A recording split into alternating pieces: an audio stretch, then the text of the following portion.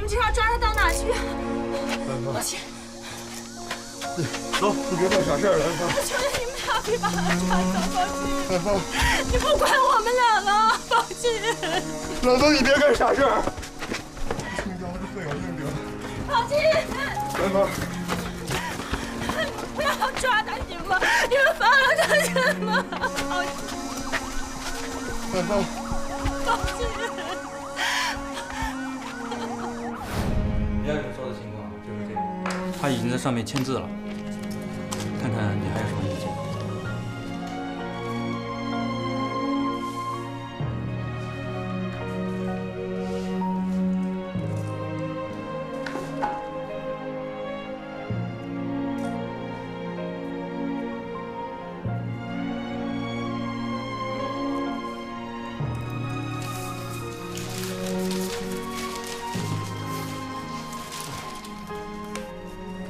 您能帮我跟兰芳带个话吗？跟兰芳说，张宝金欠他一辈子。要是能有对他好的，对孩子好的，就找一个。行，没问题。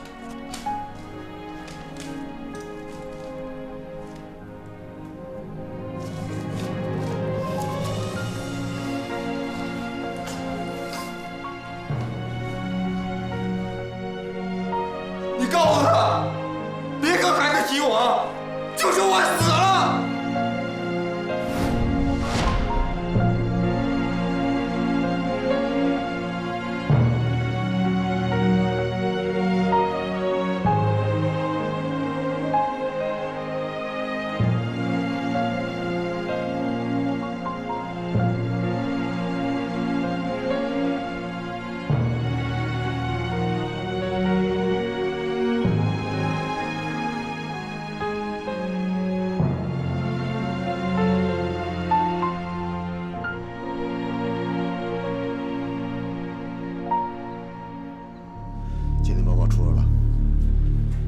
李阳没有精神方面的疾病，作案时完全具备行为责任能力。说说你的看法。领导，李红年跳楼的时候我在现场，只是当时我不能暴露。从李阳的眼神里可以看出来，这孩子没有说谎，至少他能够觉察到陈启泰对李红年做了什么，才导致李红年跳楼自杀的。我没证据，但我知道他陈启泰不是好人，你刚才就不该救他。但是听他的一面之词又证明不了什么，这里面有很多疑点，比如李红年身上为什么会有那么多伤，手又是怎么弄的？种种迹象表明，李红年跳楼的背后一定隐藏着什么。是，李阳是受过高等教育的，又没有什么深仇大恨，不会捅人的。唉，这出发点有了，不过李阳也没有掌握什么有价值的线索。李红年现在不知道什么时候醒来，只有从陈启泰身上看能不能挖点东西。我们要不要查一查盛泰公司？是个机会。哎，对了，陈启泰的大儿子陈世军是你抓的吧？是。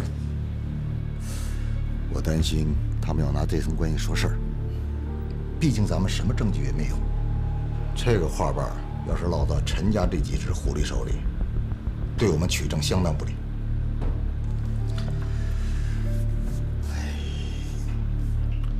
明白，我回避。这样好，你也可以到事发地派出所了解了解情况。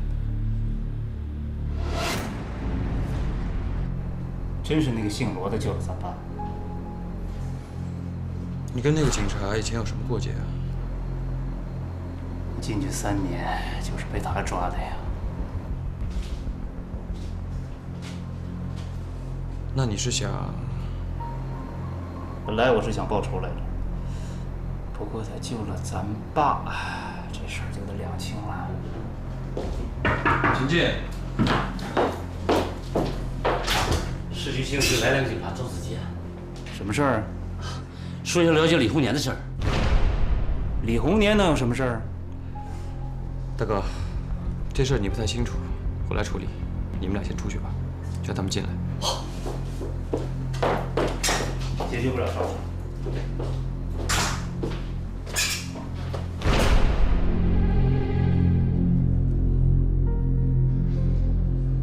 两位警官，有什么需要我配合的吗？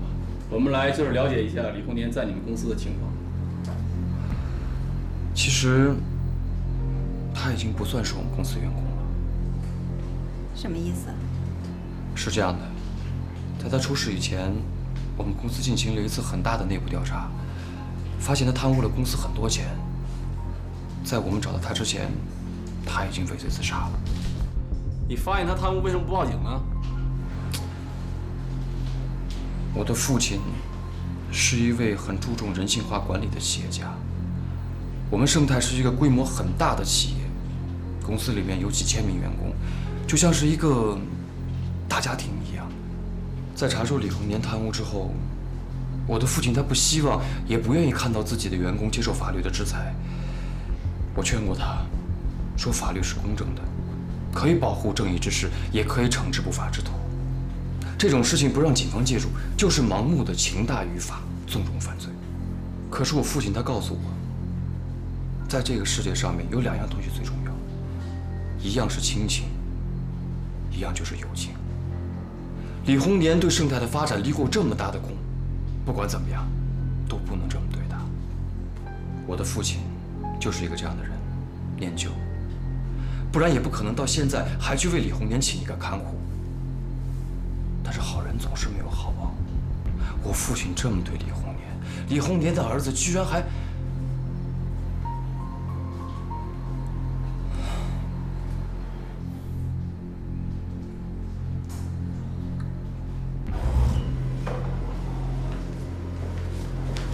当天我们接到群众的报警，说是有人跳楼，我们马上就过去了。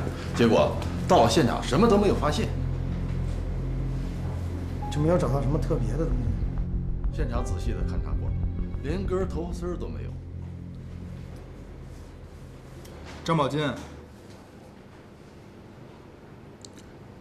张宝金，哦，到。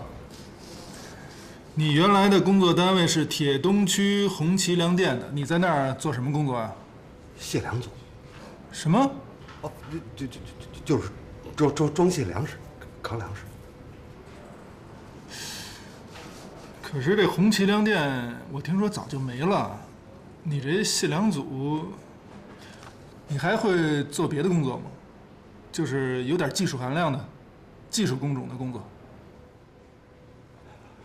报告警官，我没技术。哎呀，这个可就不好办了。这有什么不好办？不好办我就回监狱呗。哎，你这是什么态度啊？报告警官，我不是有什么态度。我从监狱出来，一路上走到这儿，我就觉得我自己像个聋子，像个瞎子，我像个傻子，我什么也看不懂，我什么也看不明白，我觉得我还不如回监狱待着踏实。总在里面待着不是那么个事儿。我是个刑警，办过不少案子，也抓进去过不少人。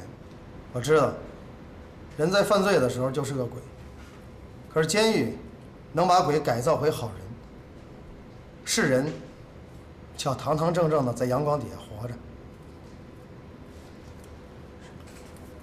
你贵姓？报告警官，我叫张宝金。我姓罗。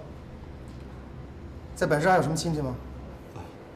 报告警官，我进去前有个老婆孩子，后来我们离婚了，孩子一直就跟着他，这么多年了也没什么联系，也不知道他们现在在不在四明州了。再说了，就算是在四明州了，我也没脸见他们了。这样吧，找亲人的事儿先放一放，我先给你找个事儿干。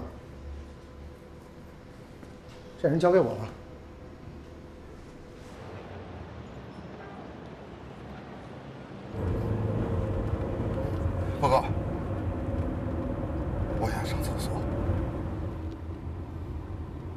张，你现在已经不是罪犯了，和我一样，是一名合法的公民。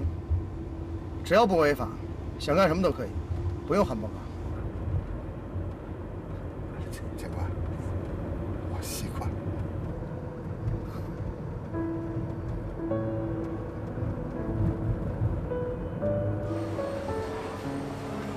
他的情况现在就是这样，如果现在没有地方接纳他，他就走投无路。老唐，你相信我的眼光吗？相信，一定信呀！我向你保证，老张绝对是个本分人。你罗警官介绍来的，我这100个放心啊！你看啊，我这儿也没什么重活，也就是归着店面，打扫一下卫生，办货。哎，不过这工资您看怎么定啊？什么工资不工资的？他现在最主要的是食宿问题，钱不钱的呀，你们自己谈吧。啊，我先替老张谢谢你。哎，我得谢谢您。那当年我儿子让人给绑了，要不是您拼了命的把他救出来，我能有这样的好日子？我真没有啊！行了，就过去的事儿了，咱就不说了啊。来，老张，过来一下，认识一下。啊，老张哈，哎，老张，你好，老板。以后啊，你就叫我老唐啊。任务就交给你了啊，谢谢。哎，好，谢谢您，谢谢。老张，有什么事儿呢，就给我打电话，啊，好好干啊。谢谢你啊。好好干啊！您早啊，有活来啊！哎。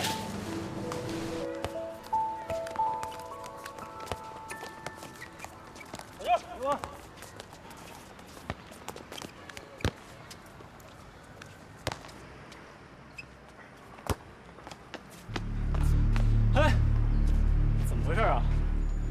把我们球捡回来。对不起，我只会踢球，我从来没学过捡球。你找茬是吧？哎，你这人怎么说话呢？再说我今天就是找茬，怎么了？下次说话注意点，别把自己的舌头给闪了。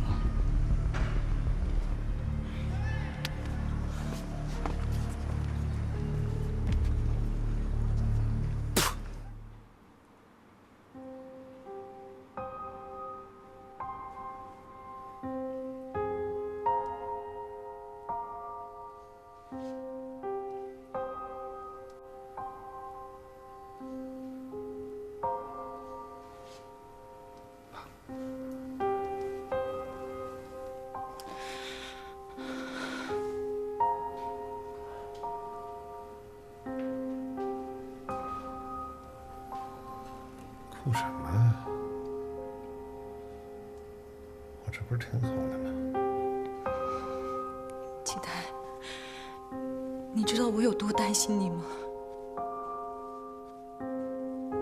我真怕，我怕你再也醒不过来了。你看我现在这样，像是有事的样吗？我都说了，我爸命硬了。妈，行了，怎么样？伤口还疼不疼？有一点，没事，放心吧，死不了。我要是死了，我知道有多少人偷着乐呢。就冲这个，也不能死。期待，我求求你了，你千万别再说那死啊死的什么了。妈，您别着急啊，爸这不挺好的吗？爸，今天公司来了俩警察，说要查李红年的事情。世杰，哎，你和你兰姨到楼下餐厅订几个菜，回头咱们一家人聚聚。好，那我去了吧。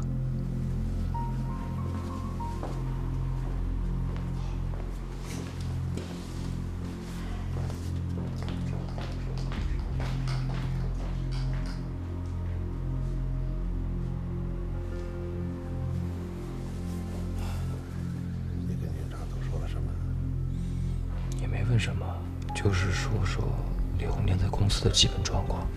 你怎么说呢？我就说他贪咱们家钱了。哎，怎么能说这个事儿？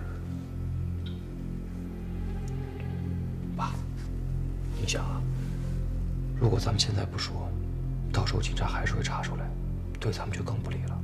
还不如给李红年来一个倒打一耙。现在李红年贪污的消息已经传开了，那他跳楼就是畏罪自杀，而且警察知道你对他很宽厚，李阳捅你那一刀就是恩将仇报。对了，爸，想起李阳这个事情，我有个想法，您看是不是？我同意你的说法。既然要做戏，那索性就把戏做足。你跟警察说，我不追究那孩子，希望他们网开一面。知道了吧？还有一件事，我从来不想欠人家的情。打听一下，那个警察叫什么？叫罗征。听我大哥说，当时抓他入狱的也是这个警察。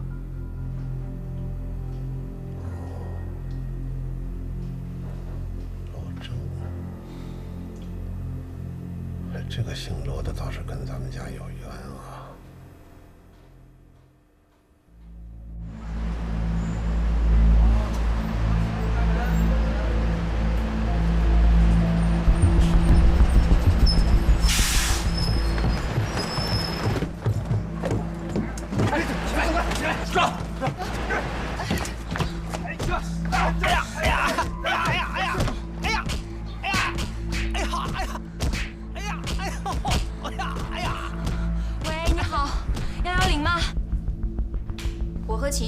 陈启泰的小儿子陈子杰进行了排查，现在盛泰正是由他在接手日常工作。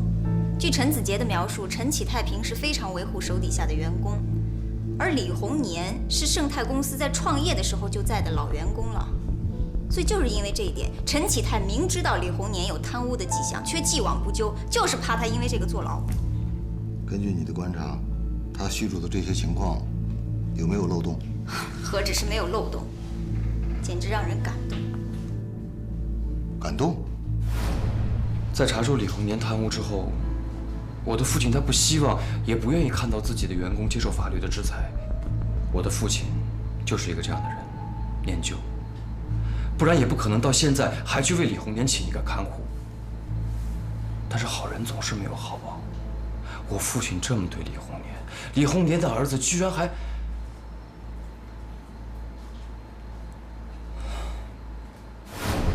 看他那个样子，也不知道真的假的。就算是假的，也跟着感动了一把吧。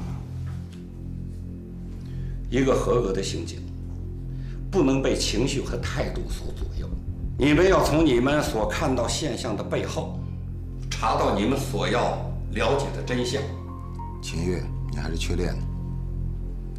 老罗，说说你那边情况。我找过管片的王所，他第一时间就赶到了现场，但是什么痕迹也没有。你怎么看？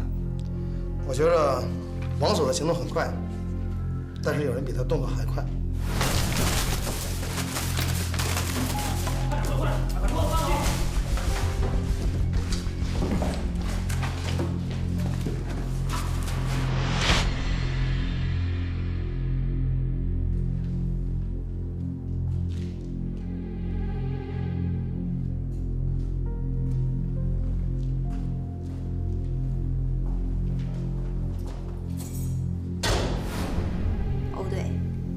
您凭什么认为李红年的跳楼是与陈家父子有直接关系呢？这个问题问得好。为什么怀疑陈启泰？基于两种考虑。首先，李红年作为盛泰的老总，事业有成，这样一个前途远大的人，为什么要跳楼自杀呀？他跳楼的动机本身就值得怀疑。第二，李红年贪污盛泰集团的钱被发现，这事儿可能是真的，否则陈子杰完全没有必要专门卖我们一个破绽。也许这件事就是李红年被害的诱因。就算我们现在去追查盛泰的账目，恐怕已经来不及了。他们应该在第一时间就动了手脚，要不然陈子杰没有必要卖这个破绽给我们。陈氏父子不简单啊，经侦处这么多年，也没有抓住他们的直接证据。李阳的证词里，除了可能就是也许，根本构不成证据，对我们的调查也是一点帮助都没有。那照你的意思是说，目前为止我们的线索全断了？也许有人正盼着我们这么认为呢。线索是断了，但是李红年坠楼，我认为是恶性事件。我提议成立李红年专案组，围绕着李红年一案，与经侦科展开深入调查。好，我同意。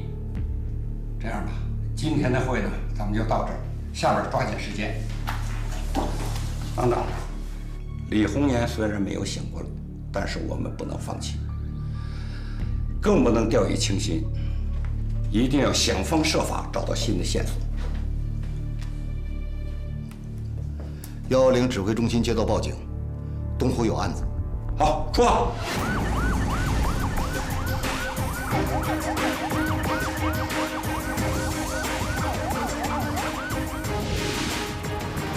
哎呦，警察同志，你们可来了！你看他们把司机打成什么样了？啊，在那边，我带你走。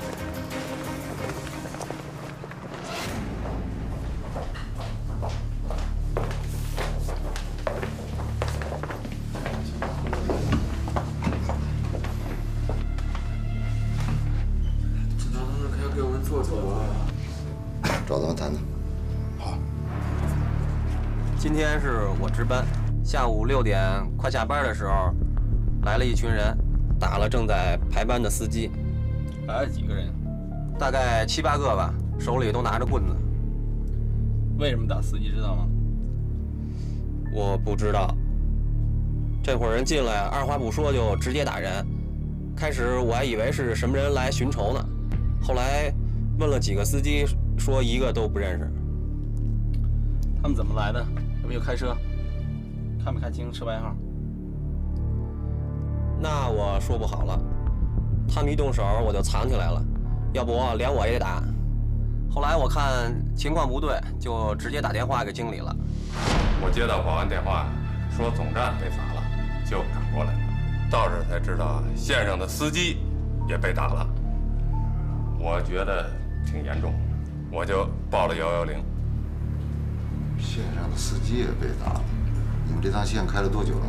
我们这趟线是公交公司上个月才批的，刚干了不到1个月。得罪了什么人没有？没有啊，我们这帮老实巴交的司机，天天就是跑车，挣钱就是养家糊口。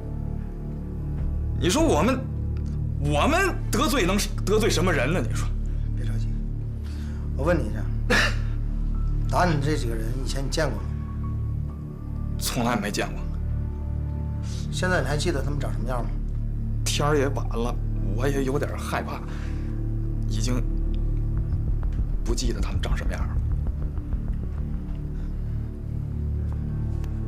他们跟你说什么了？他们说不让我再去东湖那个地方了。我要是再去那儿的话，他们还得打我。哎，你们几个怎么看？欧队，我认为司机们说的这些人可能是路霸。853路公交车是有运营许可证的，而且走的都是繁华地段，所以效益应该非常不错。我认为他们可能是抢了黑公交车的路线。你也知道，干黑公交车的这帮人都不是什么善茬，他们就是要搞这种恶性竞争，所以才选择对司机下手。那重点路段呢？东湖区。分析的不错，老罗。展开调查。好嘞。今天可真吓死我了！我刚一下车啊，就一大帮人跑上去把那个司机给打了一顿。你今天坐的哪路车853啊。那会儿长什么样你看清楚了吗？当时情况也挺乱的，我也没有看清楚。哎，我还报警了呢。哎，哥，你在查线索啊？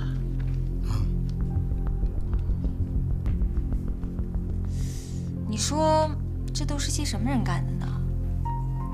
肯定是坏人。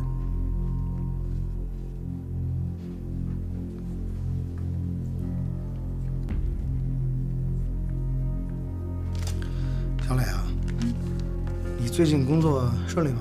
哦，挺好的，领导同事都对我挺好的。你们董事长是不是叫陈启泰呀？哎，你怎么知道的？我前2天救的那个人就是他。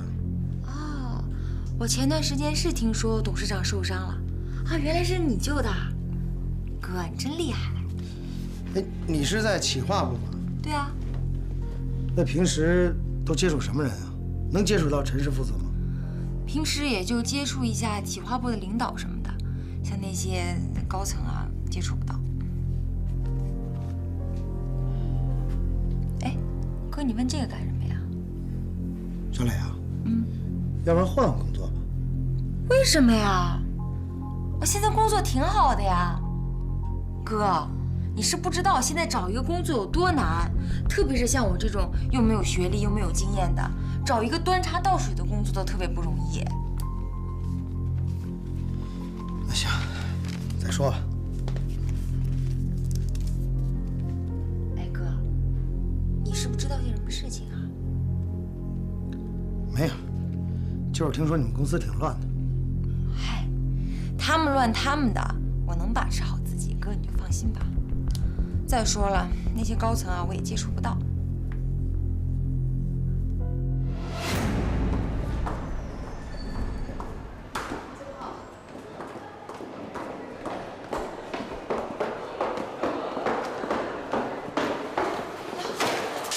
对不起，杰总，对不起。谢谢，对不起，对不起，对不起，杰总，对不起。没关系，新来的。哪个部门的？企划部。罗磊，好好工作。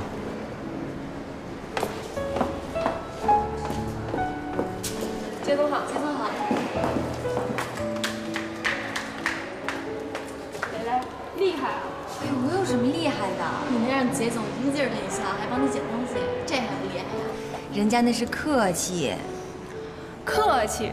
你问问全公司上下，杰总对谁客气过？他从来不对员工笑吧？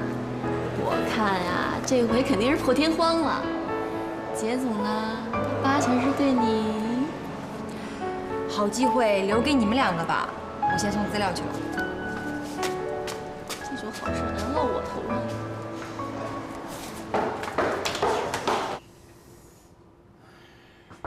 大哥，来，坐。爹，我问你个事儿啊，你说。那个李红年是怎么回事？哦，他黑了点公司的钱，而且复制了很重要的文件，如果泄露出去，对咱们会很不利的。文件重要吗？重要，就是一些上不了台面的账目。放心吧，警察来之前，我让陈叔都清干净了，查不出来。哦，那他跳楼是自找的。我听说他没死。其实跟死了也差不多了。他万一要是醒过来呢？没万一。哥，这件事情我都安排好了，你就别问了。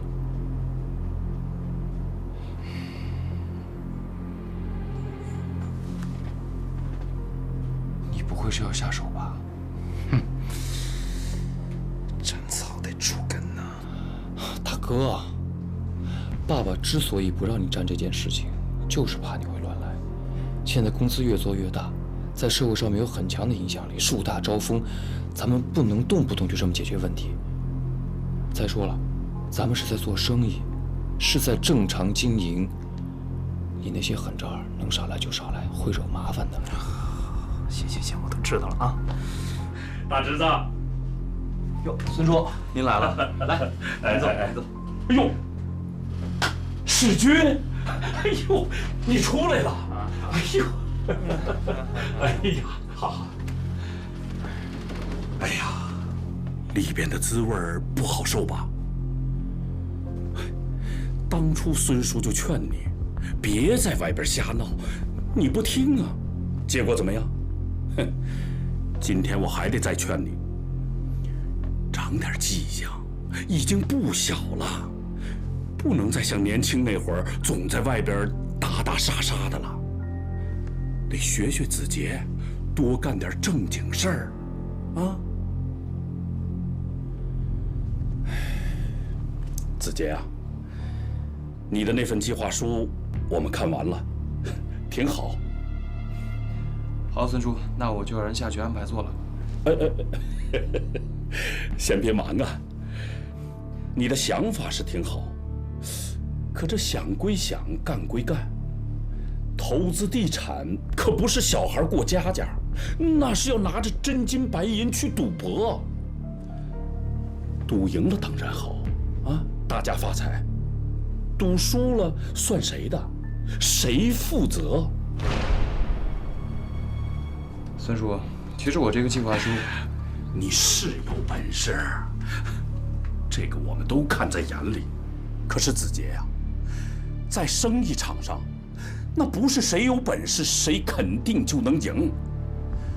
那些个投资失败、家破人亡、被逼得跳楼的人，就都没你的本事大？不一定啊，大侄子。你的想法是挺好，可这想归想，干归干，投资地产可不是小孩过家家，那是要拿着真金白银去赌博。赌赢了当然好啊，大家发财；赌输了算谁的？谁负责？孙叔，其实我这个计划书，你是有本事，这个我们都看在眼里。可是子杰呀，在生意场上，那不是谁有本事谁肯定就能赢。那些个投资失败、家破人亡、被逼得跳楼的人，就都没你的本事大？不一定啊，大侄子。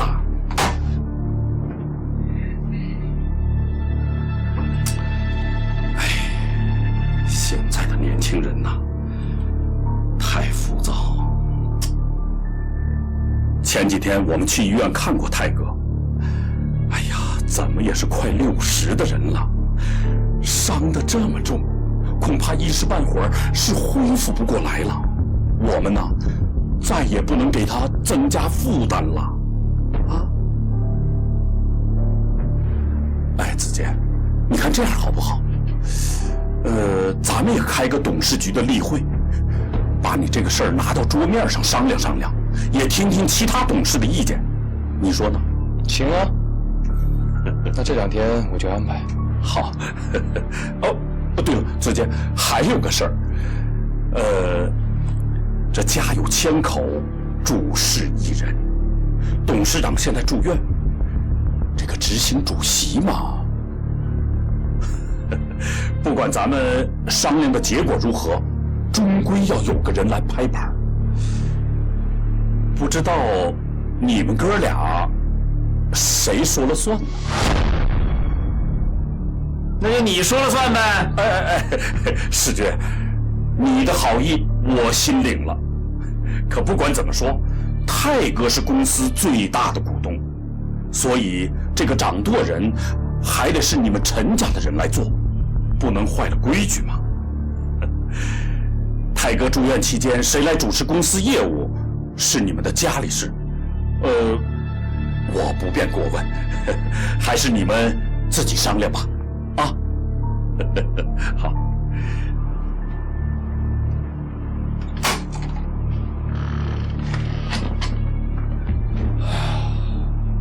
爸还活着，他们就敢逼宫呢？我他妈弄死他！行了，哥，爸没出院之前你就别再瞎折腾了，行吗？把这帮老东西们应付过去再说吧。孙振华自己都说了，啊，爸是最大的股东，我们用怕他吗？根本就不是怕不怕的问题，哥，公司里面的事情你不明白。爸是最大的股东，但爸的股份只占公司总股份的45%，而孙振华那帮人占公司股份的55%。别说这个个案，只要他们联起手来，随时可以罢免爸这个董事局主席。那怎么着？那些股东都能站到他那边去？哥，这些年我在外面留学，你在里面受罪，爸身边一个人都没有。好多公司的事务都是由孙振华经手的，我估计他也没少捣鬼。现在公司上下的好多股东估计都站在他那边了。行，你说怎么办？你说吧。忍过这段时间再说吧。你能忍，我可忍不了。忍不了也得忍。谁？哟，水哥也在啊。大哥，你们不忙吗？大哥，这几天我一直都睡不好觉，就惦记着去看看大伯父，也不知道他老人家最近身体怎么样。你不用去看，没事儿啊。你这是来公司干嘛？说。没事就好，没事就好。但虽说没事，在我学习之余，我也一定去看看大伯父。大哥，那我就直说了吧。前2天我去了一趟车展，看见一辆新车，那叫一个漂亮。真的，大哥小哥，你们是没看见，你们要是瞧见了，准喜欢。但没多少钱，也就40多万。你什么意思？你他妈是不是又要钱呢你？对啊，大哥忙着呢，我来帮你解决。还是小哥好，我走了，大哥。滚！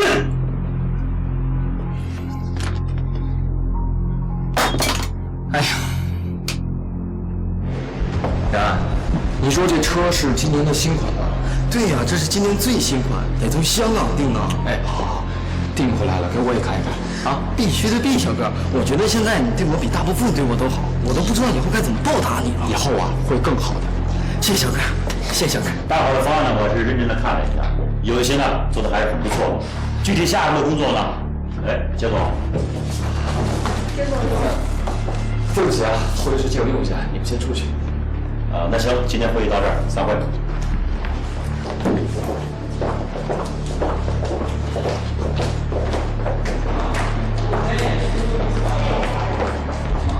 小哥，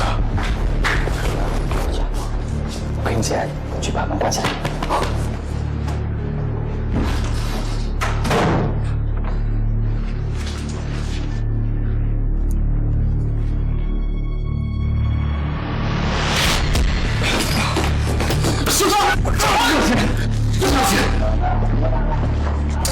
行了，都别看啊！你是谁呀？总经理侄子呗，听说是一白大仔。小姐，我告诉你，今儿打你不是为了别的，是为了二叔教训你，教训你知道做人要懂规矩。记住了，记住了，记住了，记住了。以后再想要钱，像今天，啊。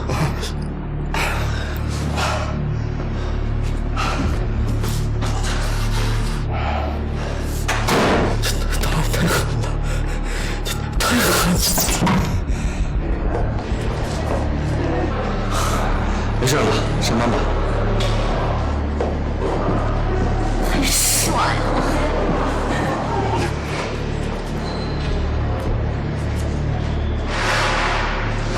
你好，我是警察，我有几个问题要问你，希望你配合一下我的工作。你是哪路车的司机？862路。862，师傅，862线路经过东湖区吗？经过，东湖那片有3站。那你在开车的时候有没有人威胁过你？哦，没有，绝对没有。有人收过你保护费吗？同志，真没有。要好好想想，有没有人威胁过你？比如说，不让你再跑这条线了。没有。你要是没什么事，那我先走了。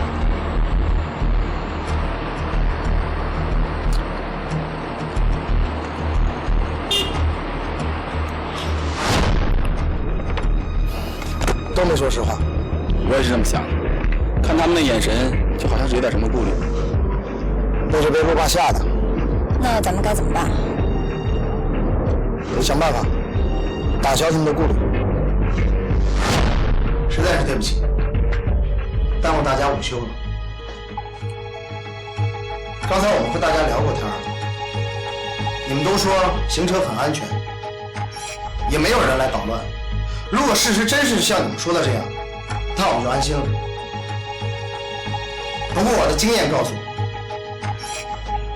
你们都没有说实话。我知道大家有顾虑，可能你们会想，说了也没有用，还会遭到打击报复，不如忍过去算了，是吧？但我要说的，正是因为这种事不关己的态度，才助长了坏人的气焰，让他们逍遥法外，为所欲为。我们都是普通的刑警，跟你们一样，也是普普通通的老百姓，而这个社会就是由成千上万个像我们这样的老百姓组成的。大家试想一下，如果每个人遇到坏人的时候，本能的选择了沉默，那坏人就会有恃无恐，越来越猖狂。如果真是这样的话，这个社会还有正义可言吗？我记得上警校的时候，我的师傅跟我说过，正义可能会迟到，但正义一定会到。这个社会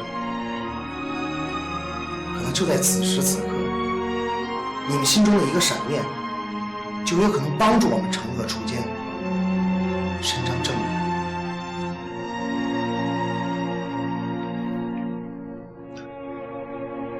好吧，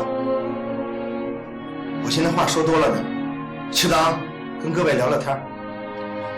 如果一会儿大家想跟我们聊点什么的话，我们欢迎。如果还有顾虑的话，我们也能理解。但是我最后我还想再说一句，如果你们愿意帮助我们打击犯罪的话，我们会用100%的努力还给你们一个公道。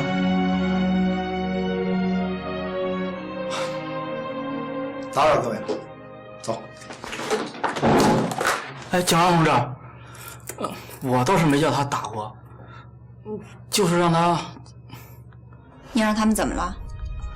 让他们欠我一点钱，不过不多。警察同志，我琢磨，这些坏人应该就是黑车司机，他们想抢夺线路，然后垄断经营，所以他们天天到我们这儿来闹。那他们有多少人？都在什么地方活动过？多少人我就不知道了，反正他们经常在东湖区城郊结合部附近出现，跑这边的弟兄没少挨他们的打。那这伙人有头吗？我不知道他们头是谁，我也没见过。小胖，跟大家协调一下时间，马上来追扫画像。好。哎，我想起来了，警察同志，他们的嘴里一直在念叨着一个叫彪哥这个名字。彪哥，嘿，这奇怪了，这彻底陆爸在思明州决议了这么长时间，又到头了。这玩意儿下手还挺黑的，司机们什么都不敢说，就是怕他们报警。对这样的分子参与，就要除恶务尽，不留后患。单靠群众的举报，只能拘留几天，意义不大。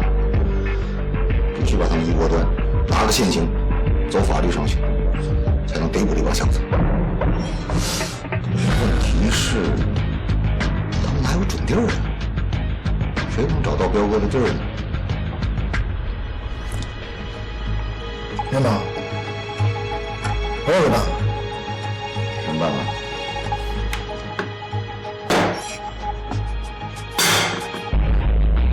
老办法。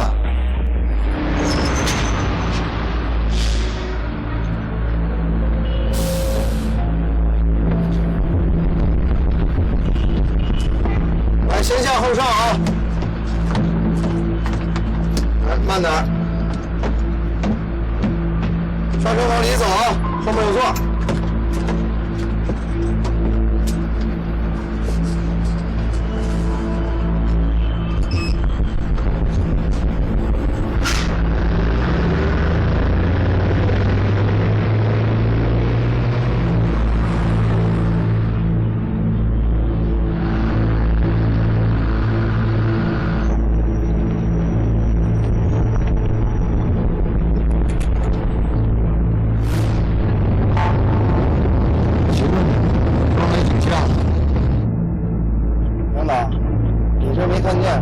像不像？瞎猜的。用词不当啊！我们当群众的叫瞎猜，您是当领导的，应该叫展望。行，没啥动，想到别的别的，小心点啊！明白。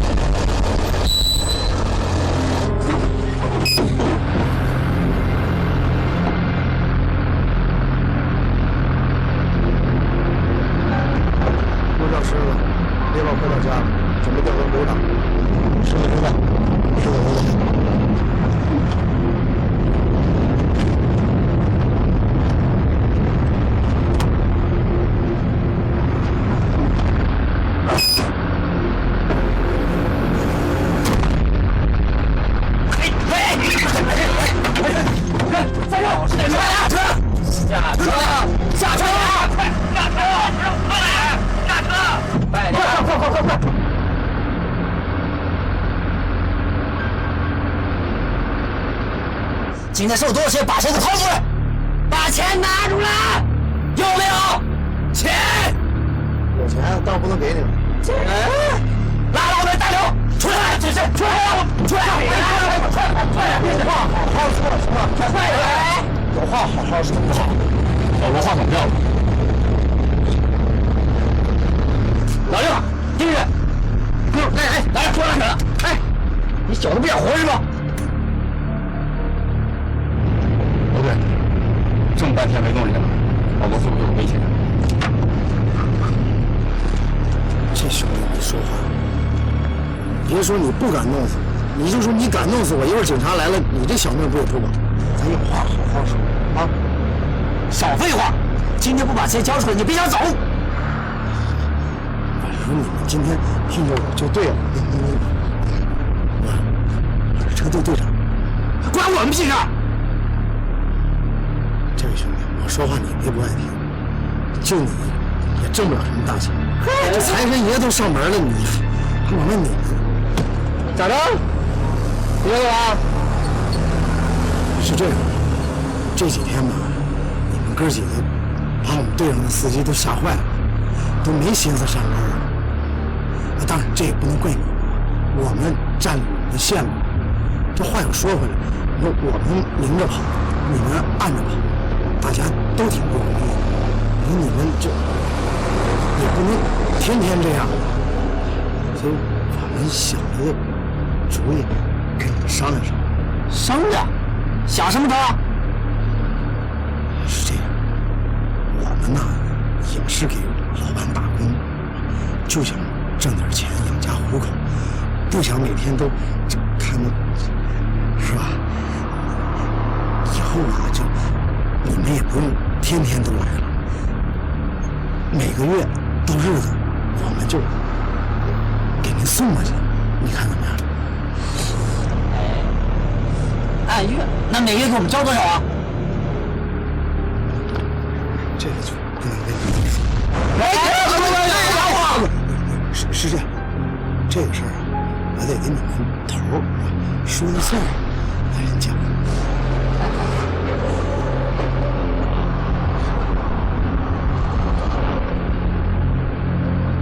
小子，你可给我老实点啊！别耍什么花样，见到了彪哥，可让你吃个兜着走。进去。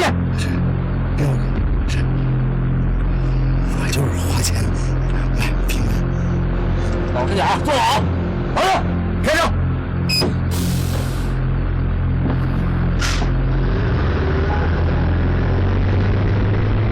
哦对，咱们怎么办？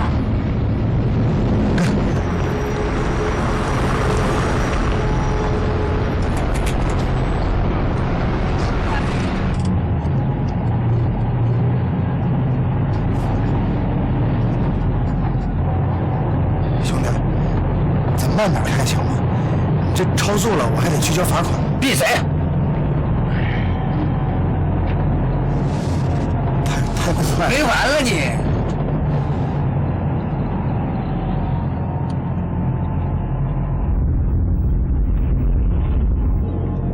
老队，老罗这不会被劫持了吧？劫持他？劫持他的人还没生出来呢，他这是给那几个小子上课呢。小心！来！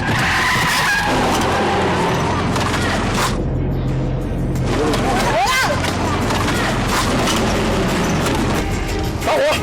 快打火！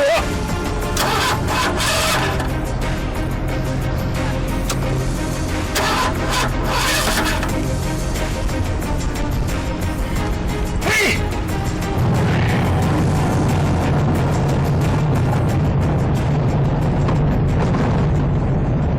兄弟，干嘛？咱这是去哪儿啊？少废话，到了就知道了。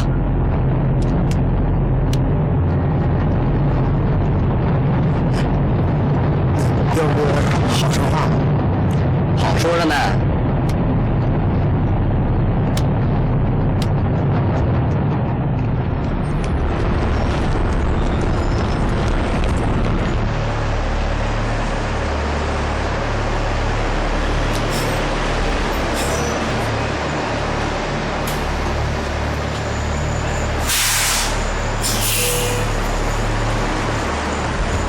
兄弟，车停这不会被贴罚单吧？少废话，快走！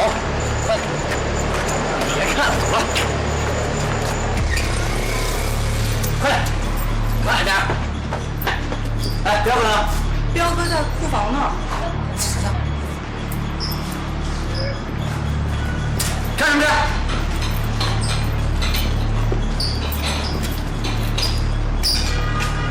走了。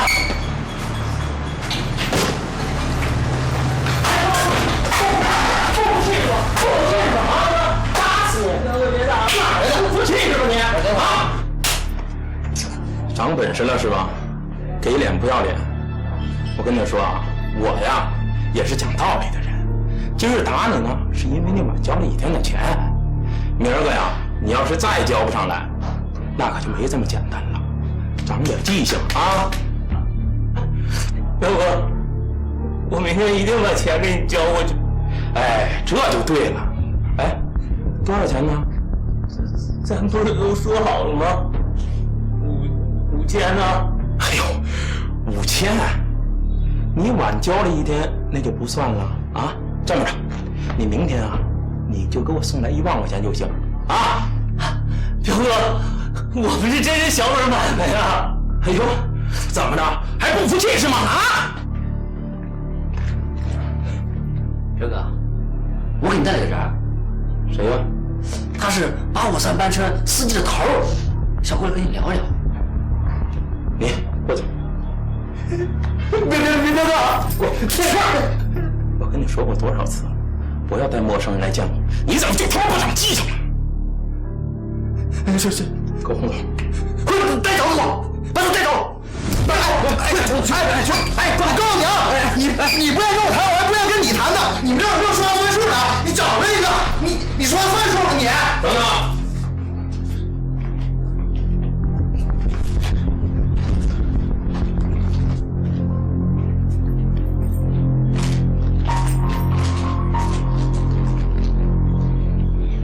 兄弟，哪条道上混呢？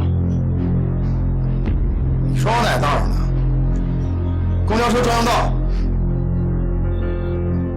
你到底是不是这么说的，彪哥？我就是。你有话说，有屁放。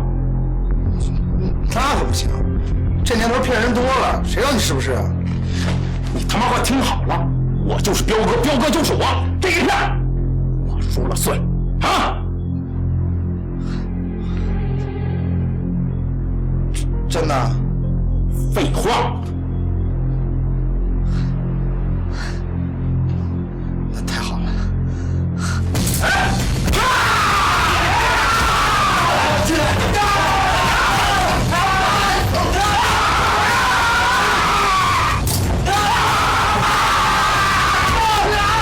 警察，都别动！把东都放下，蹲下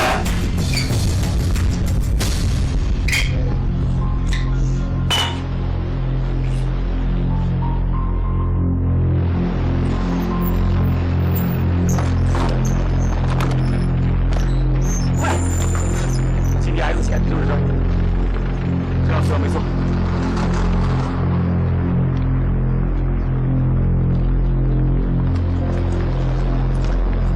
上班了，来。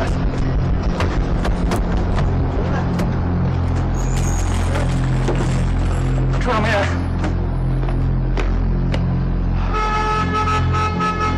坐好。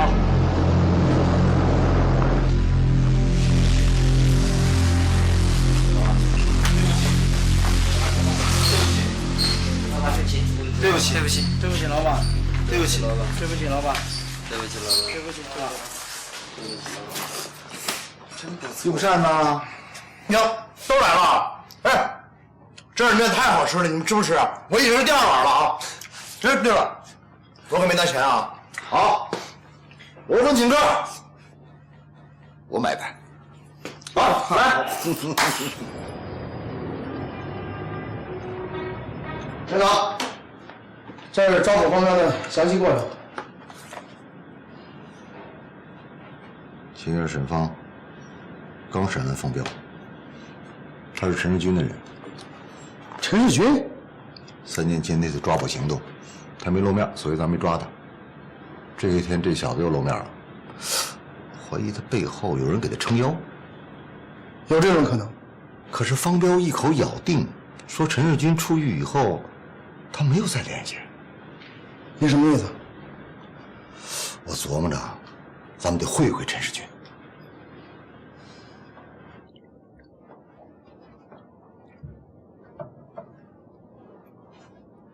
你们这是？我们找陈世军了解一些情况，他在吗？世军，世军。哎。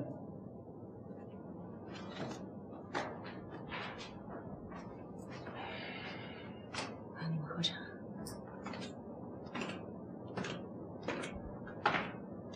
何警官，找我有事儿？半夜，他们是找我的，没你事儿，你回去吧。那你们先坐。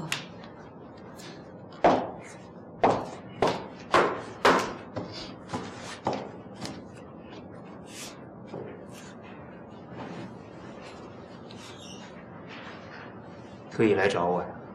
有话直说。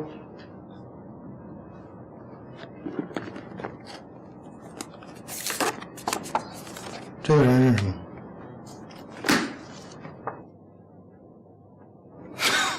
彪子，当然认识了。怎么了？犯事了？你怎么知道犯事了？像他这种人，不犯事才怪呢。你出来以后，见过方彪吗？我从进去的时候跟他就没有联系了，他到底怎么了？车匪路霸，抢公交线路。哎呦，车匪路霸抢公交线路，这都什么时代了，一点技术含量都没有。像他这么混的人呐，早就应该把他抓起来了。你确定跟方彪一点关系没有吗？没有。哟，二警官，怎么来我家了？好吧，今儿就到这儿。你一旦有事情，一定要向我们警方报告。好说。我们走。我这刚回来，二我就走了，坐着喝个茶。走吧。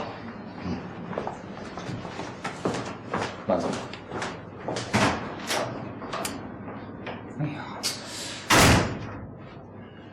警察来咱们家干什么呀？彪子你还记得吧？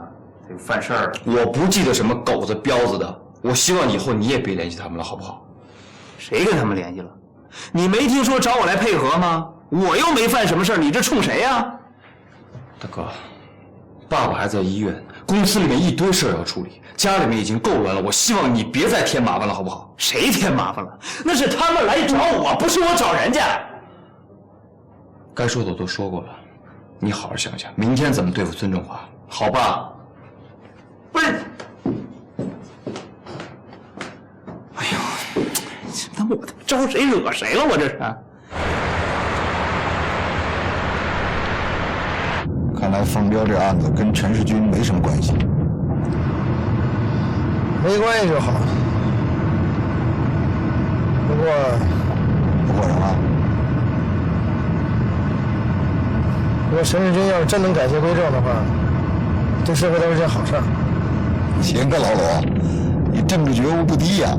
我看你可以往指导员上发展了。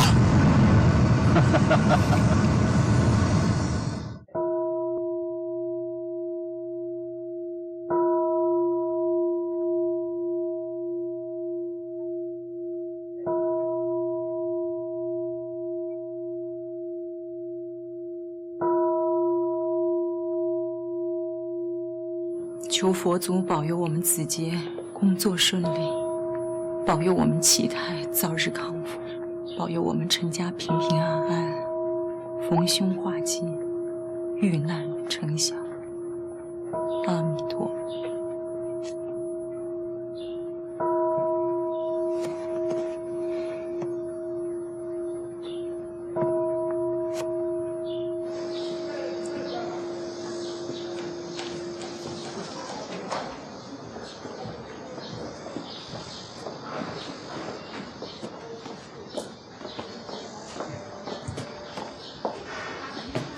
子杰，你也进里面办了吧？我这孩子就是不听话。这里的香火特别的灵，最近咱们家出了那么多乱七八糟的事儿，咱们得诚心求佛祖保佑。妈，我遇到那些事情，佛祖帮不了我，还得靠我自己。走吧。吴秘书昨天去医院看你爸，出来的时候脸色特别的难看，是不是公司出了什么事儿？你是有本事，这个我们都看在眼里。可是子杰呀，在生意场上，那不是谁有本事谁肯定就能赢。那些个投资失败、家破人亡、被逼得跳楼的人，就都没你的本事大，不一定啊，大侄子。妈，公司里面的事情就别问了，跟你也说不清楚，说了你也不会明白。你别以为妈什么都不明白，要是武琛那种明智的人，他都觉得犯难。我看呀，今天董事会啊，你也好过不了。就包括孙振华这帮人，还指不定怎么刁难你呢。儿子呀，你最好还是听妈句话好吗？别自己在那逞强。这事儿还是等你爸出了院再说的好啊。妈，您就让我省省心吧。我要是一出事就去找我爸，我什么时候才断你的手？是。孙振华那帮人刁难我是个坎点，但是也是个机会，必须要考过去。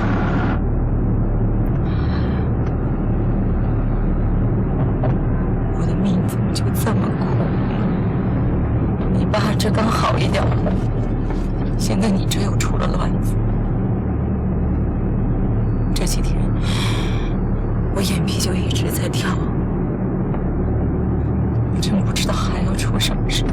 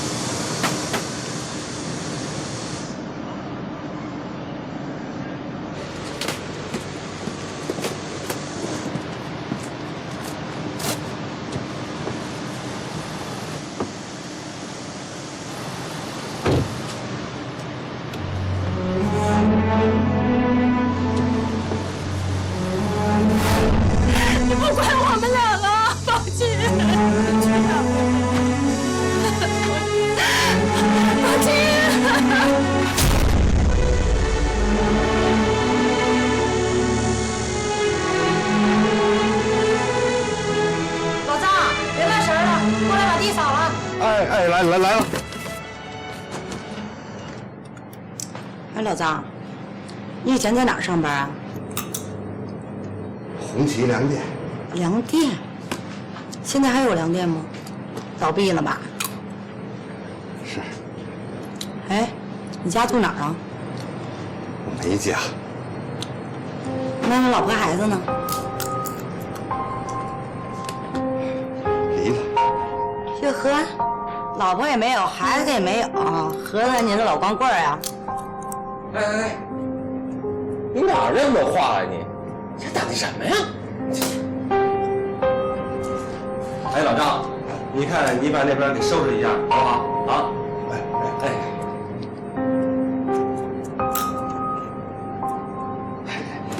你别老说。哎，我不打听，一个大活人整天在眼皮底下晃来晃去的，不知根不知底儿，万一要是抢银行的怎么办？要是个杀人犯，你说怎么办？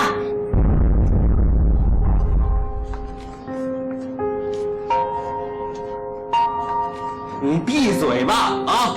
你该干嘛干嘛去，行不行啊？你就是一整天的这事儿那事儿。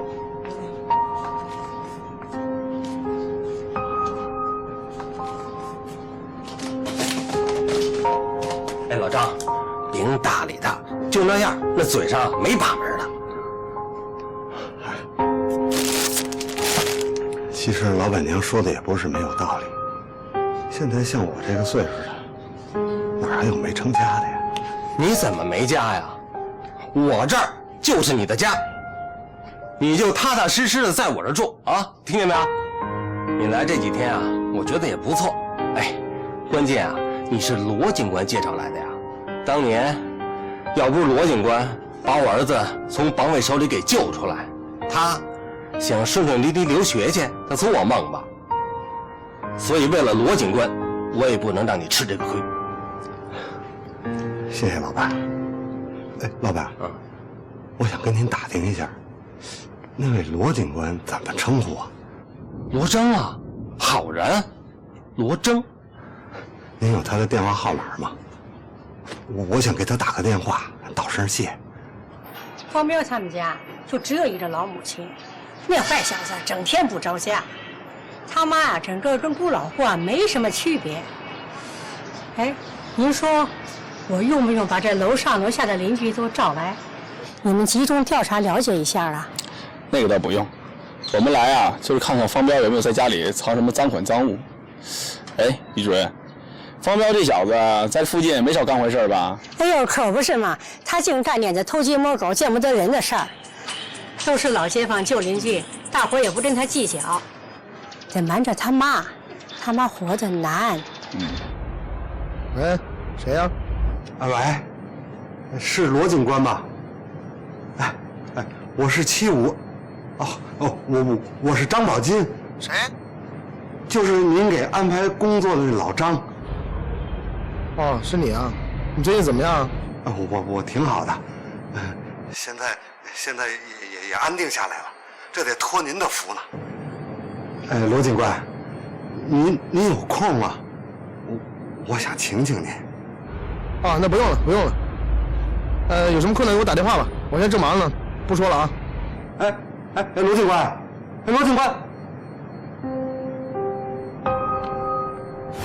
我是个刑警，办过不少案子，也抓进去过不少人。我知道，人在犯罪的时候就是个鬼，可是监狱能把鬼改造回好人，是人却要堂堂正正的在阳光底下活着。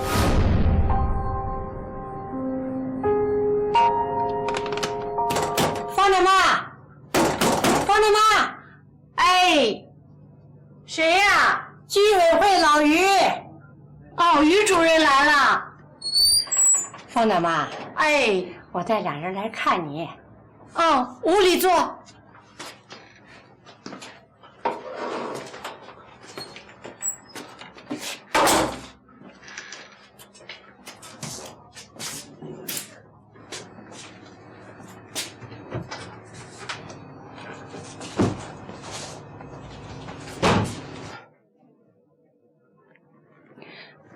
于主任，哎，有事儿吗？大娘，哎，我们是彪子的朋友。哦，你们最近看见彪子了吗？他好长时间都没有回来了。彪子在外地找了个工作，一时回不来，让我们来看看您。他还能找着正经工作？找着了，说安顿好了，还给您打电话呢。那感情好，这我就放心了。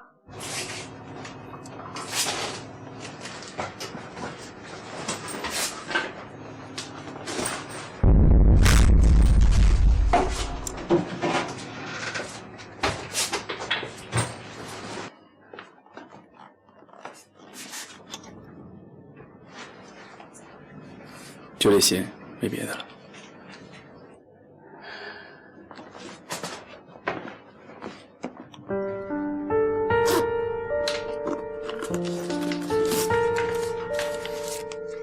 大娘，哎，这是彪子让我给您带来的钱，您慢慢用。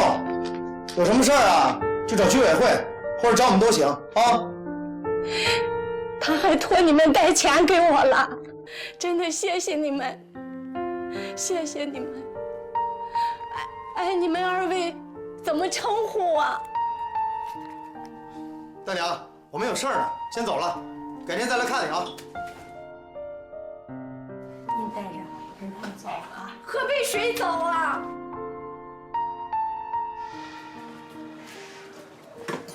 我说罗警官，你们的心眼可真善。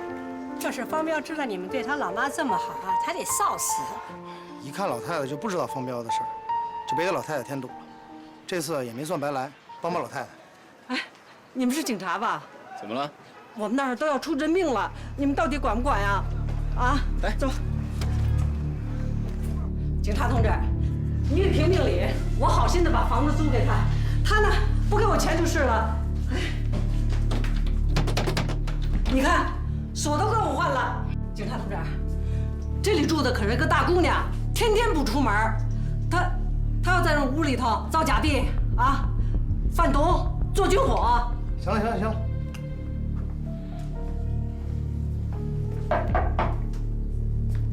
开门，警察。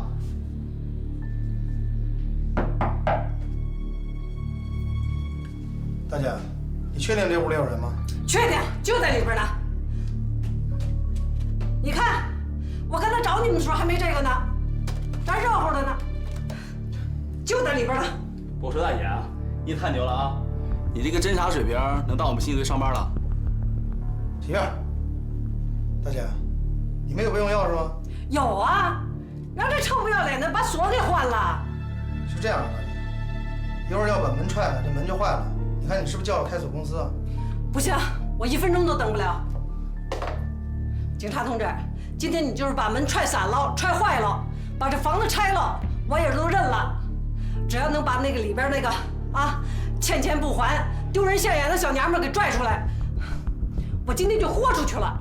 那行，秦月啊，那怎么着？我踹了啊！你真够可以的你啊！房租你不交，门锁你给换了，你还讲不讲理了你？你还在这住什么呀你？坐，走！哎，阿姨，我不住你了。阿姨，我实在是没辙了。不行，我不让你在这儿住了。走，阿姨，等我找了工作，我一定把房租给您啊！我给您多点，让我住2天吧。多大点事儿啊！我说这个女同志，我跟你说话呢。把枪放下，要不然咱们一块儿死。要死你自己死去，你别拽着我个垫背的。我告诉你，这边都是警察，你有本事你打死我！少废话！你打死我，他们就把你打成你给我闭嘴！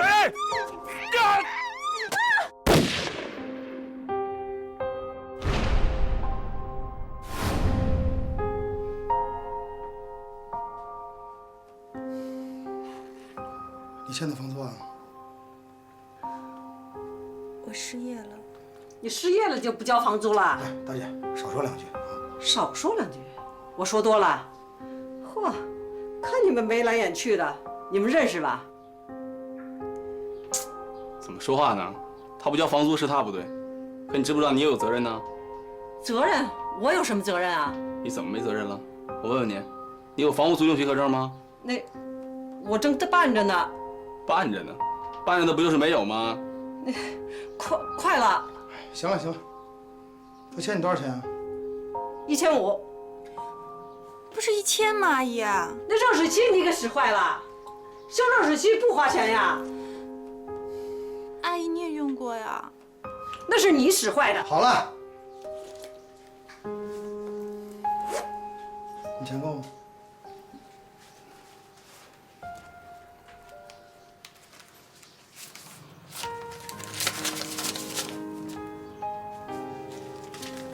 开工资给你了，数去。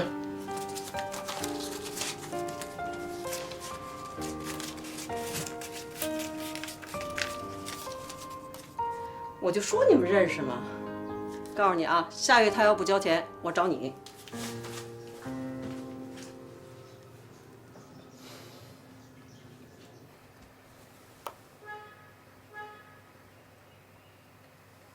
你们俩吃饭了吗？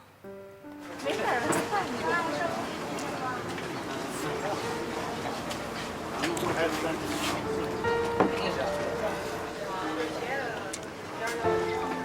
慢点吃。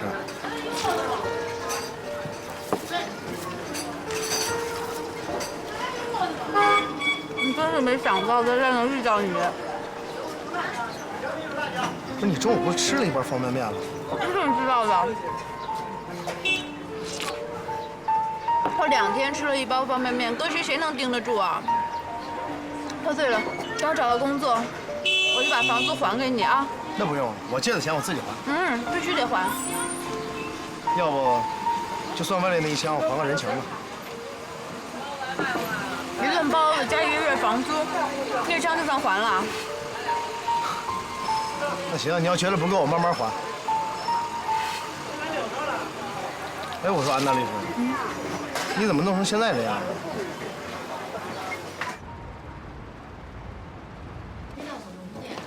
那几个高跟女士，这脸挂形象，这要跟吃了谁似的。没错，你们刚才没看见，杰总和他大哥的脸色也不好看，阴沉沉的。哎，你们说会不会出什么大事儿啊？这几个大人物不出事儿就没事儿，那出了事儿肯定大事儿啊。经理来了。上班时间你们闲聊，小心奖金没了啊！哎，罗雷呀，一会儿这个董事局啊例会，那个刘秘书请假了，你呀临时替他一下，好吧？董事局例会啊？啊，那我需不需要准备什么？你呀就负责记录一下会议内容就行了。啊，好。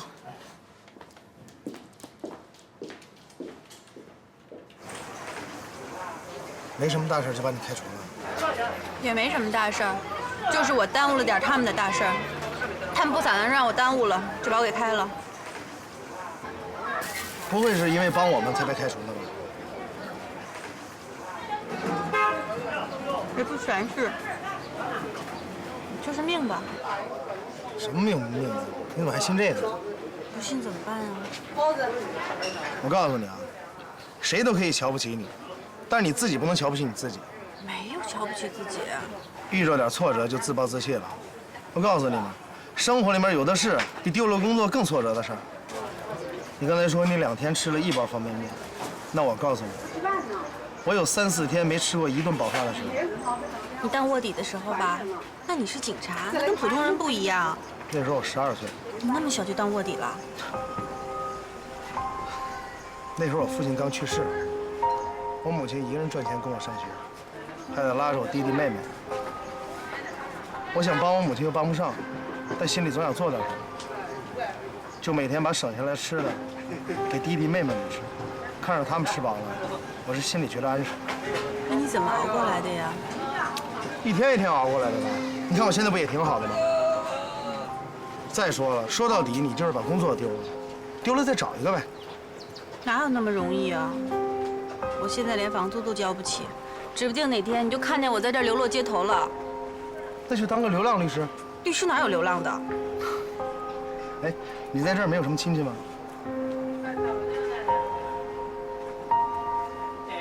你家里人帮不了你吗？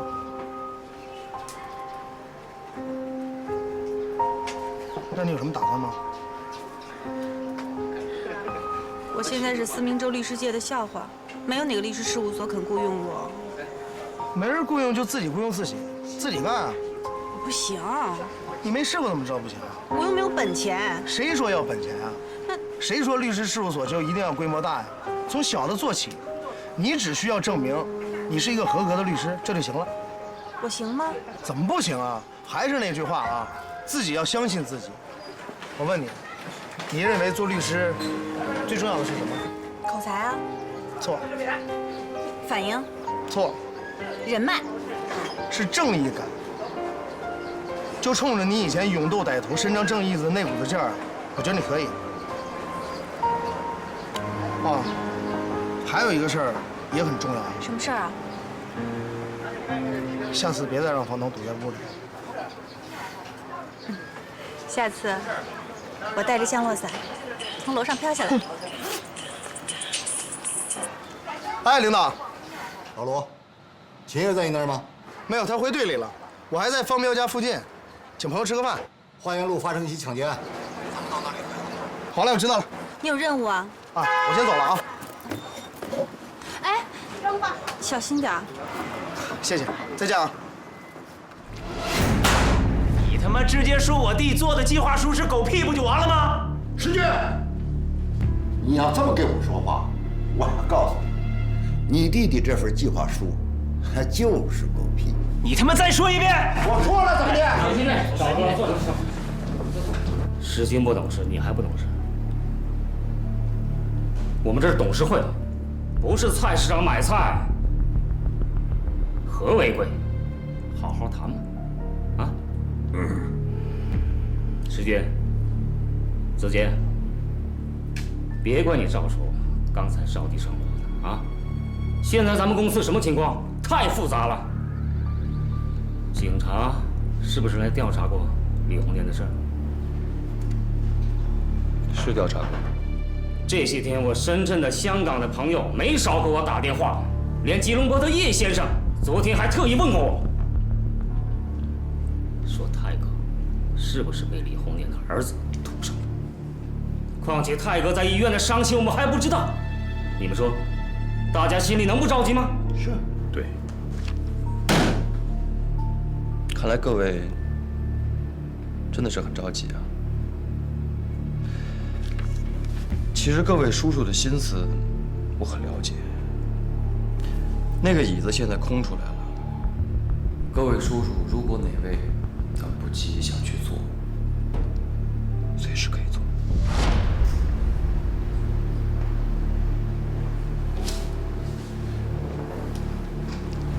我们都是跟泰哥多少年的兄弟了，谁能动这种心思啊？子杰，你这话说远了。什么远了近了的啊？你说那么多废话有什么用啊？好，那咱们就说有用的。子杰的这个计划书，我们详细看过，大方向上讲说得过去。可是你这个转投中小户型楼盘的方案，存在的问题比较多。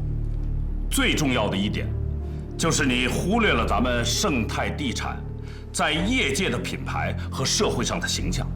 你再好好想一想，咱们盛泰集团这些年搞的项目，除了在黄金地段的写字楼，那就是豪华观景别墅。思明州有多少城市的地标都打上了咱们盛泰的烙印，这意味着什么？你明白吗？这意味着在业内有多少双眼睛正盯着我们，盼着我们垮台。子杰，你爸爸现在还住在医院，这个时候你让公司做这么大的转型，你知道外面会怎么说咱们吗？他们会说盛泰垮了，陈启泰完了。这他妈是别人说的吗？这他妈就是你说的吧？我说怎么着？石军，你别他妈没大没小的，无法无天了，我才你就他妈就无法无天了，怎么着？教育你，教育个试试！教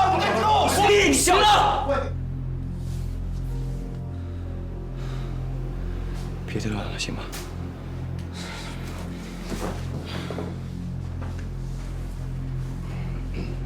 我看这样吧，咱们休会1刻钟，大家都冷静冷静，好好想想。你说呢，子健？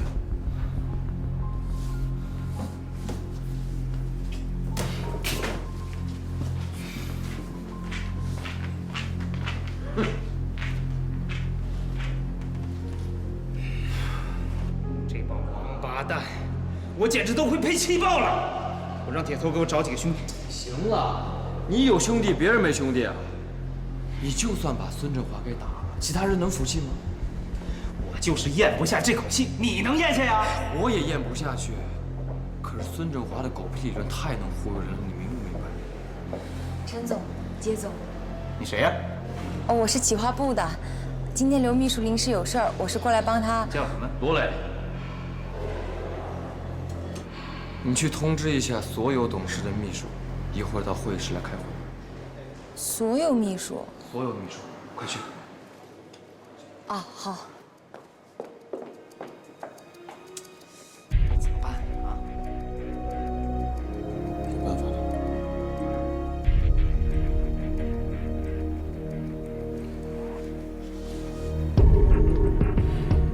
在座的诸位都是子杰的前辈，都是当年跟着我爸爸一起打天下的有功之臣。盛泰能有今天，全靠各位叔伯的呕心沥血。在这儿，子杰跟你们鞠个躬。大侄子，有话就直说。哎，子杰啊，这怎么个意思这呀？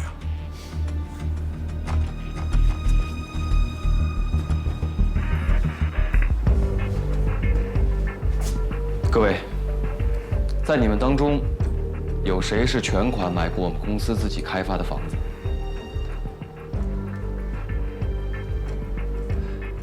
有谁是按揭买过我们公司自己的房子？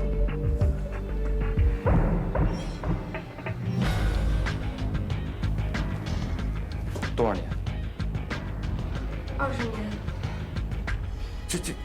这葫芦人卖的什么药啊？这是？罗磊，你今年多大了21。哪儿毕业的？思明州高等秘书学校。工作多少年了？工作2年了。到这实习不到4个月。买房子了吗？没有。那为什么不买？没钱。如果你有钱了，你会买什么样的房子？哎，咱们这可是董事局会议，我们没工夫听你跟个黄毛丫头跟这扯淡。我没问题。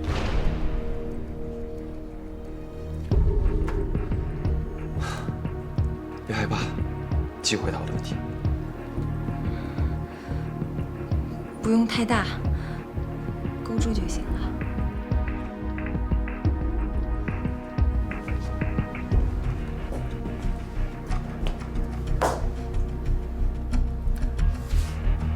那如果是你，那你希望地产公司开发什么样的项目？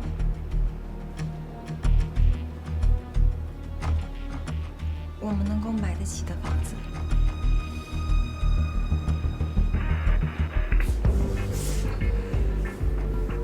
各位叔伯，公司最近确实出了很多的事情，公司的企业形象确实受到了严重的损害。我们盛泰现在的当务之急就是挽回我们的企业形象。孙叔，我说的对不对？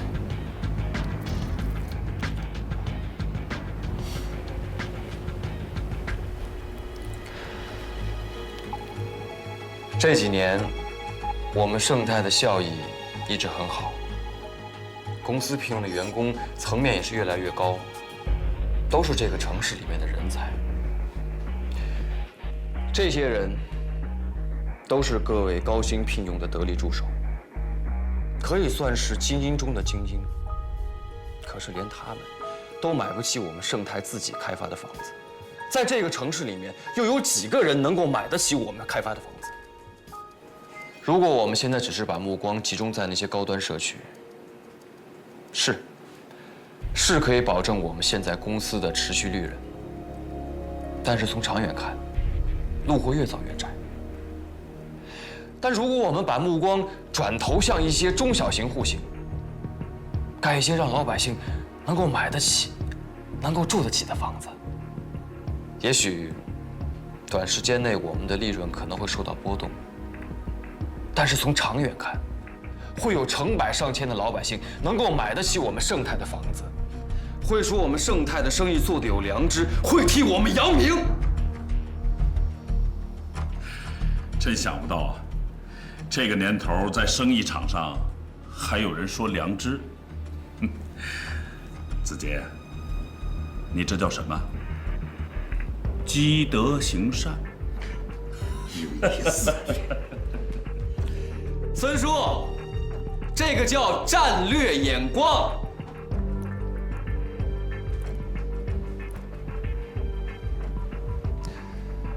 李红莲的事情，确实是让我们公司的颜面扫地。现在我们需要做的，就是要挽回我们公司的企业形象。有了口碑，难道以后怕没有钱赚吗？各位叔伯，在看我这份计划书的时候，真的，请你们慎重的考虑考虑。我的话说完了。